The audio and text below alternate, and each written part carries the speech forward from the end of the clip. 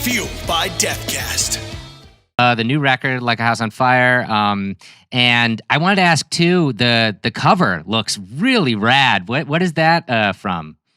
So the cover is really cool because we found an artist whose stuff I really liked. And I was like, hey, look, I don't like when people come to the studio and tell me how to do my job. I don't like it. This is my creative space. I'm creating what I want to create. And I said the same thing to the artist. I was like, I'm not going to give you any direction. I want you to, here's the record. I gave him the record. I was like, listen to the record and come and hit me with some artwork. And you can explain where you got it from if you need to, or maybe I'll get it. I don't know. But you do whatever comes to your mind. That's why I came to you. I like your style. Let's see. And we came back with the tarot card stuff. And I'm not really familiar with tarot cards, or obviously I know what they are, but not done any of the card reading or anything like that. And I was like, this is interesting. Like, it looks really cool. What the fuck is it? Like, the album's Like a House on Fire. So I was kind of expecting him to come with this big house that's on fire, and and there was a little house on fire in there. And I was like, okay, so there's the house on fire. What the fuck's all this other shit? And he was like, okay, well, I listened to the record over and over and over again, and it just was telling me so many things. It was such like a journey. There was ups and downs and all these different things. I was like, it would have been so unjust to just slam a house on fire in the front and give it to you. And there's so much complexity and depth to the record. And I was like, wow. And it was like, so basically I took a bunch of my favorite lyrics from each of these songs. I took the band's British history. I looked up where you guys are from, Yorkshire, London, blah, blah, blah. And I made out of tarot cards the story of the band and the songs within the record. And it was like, you guys have always sort of created your own path. You've always come up with your own way of doing things. And I really think that's really cool. And so the tarot card thing is kind of supposed to represent obviously everything that's in the album lyrically.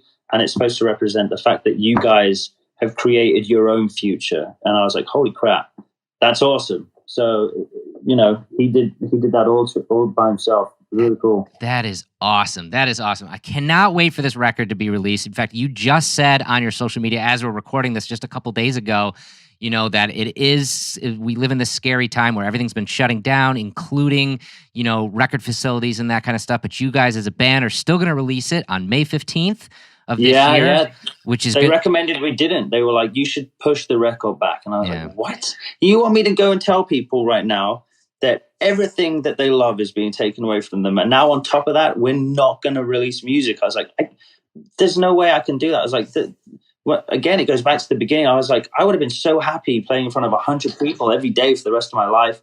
And I'm like, why don't you want to release the record? And they're like, well, because we can't print physical products, so your first week's sales will be down. And I was like, okay, but we know for a fact that every single month on Spotify alone, we get 3 million unique listeners going through our. If you'd have told me that when I was a kid, I couldn't have even fathomed it. And that's one site that people consume music through, not to mention all the other digital platforms. So you're going to tell me that those 3 million people, plus however many else there are on the other platforms, they don't mean that's not enough. Like, we have to have more to sell to other people so that you can say, look how many we did first week. I was like, that's bullshit. And I was like, if someone tried to tell me I would have even 3 million people in total that ever listened to one of my songs, I'd shit the bed and I'd cry of happiness. There's no way you can tell me I'm not releasing this record because we need more sales. I was like, no, I'm sorry. Like, if our sales will be down, who gives a shit? That's not going to do anything. It's.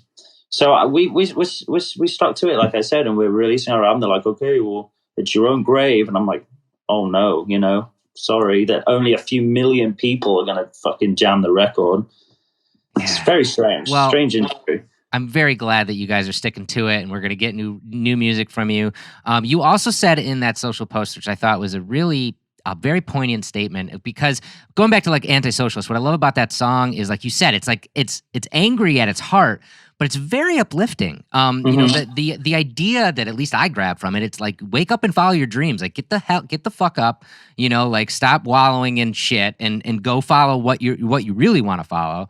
And I feel like when you said this in that Instagram post, that, you know, like, this record is 10 years of the band and everything that you guys have ever had poured onto a single record.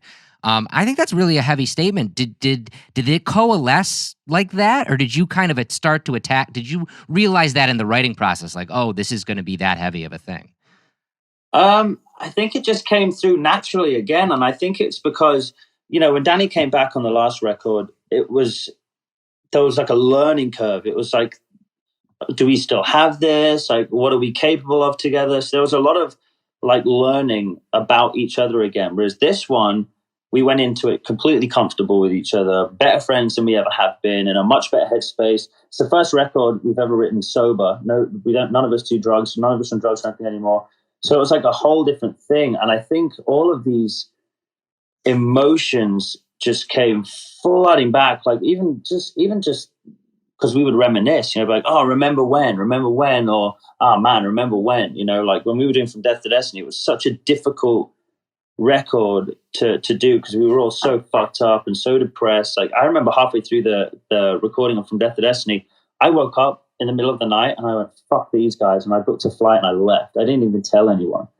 So this time it was like we were all in such a good headspace. We were able to sort of revisit those times without being in that headspace. It was so interesting to look at. And there's songs on the record, like the title track, House on Fire, and it's all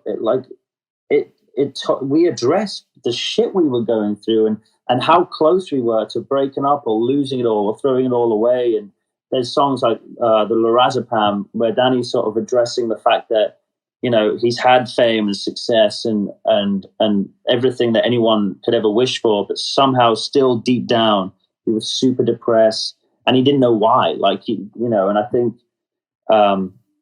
it was just a natural thing that stemmed from a lot of looking back on memories, whether they were fond memories and it was nostalgic, or if they were dark memories, you know. But being in this headspace, we were able to revisit our entire career and be like, whoa, we've had a crazy career. Like, this is nuts. And it's so cool that we've come back full circle. And the same 5 guys that wrote that debut album are back in the studio with that same excitement and energy that we had back then when we were kids. Like, that was the first time since that record we felt like this in the studio. And so I think it just all came pouring out.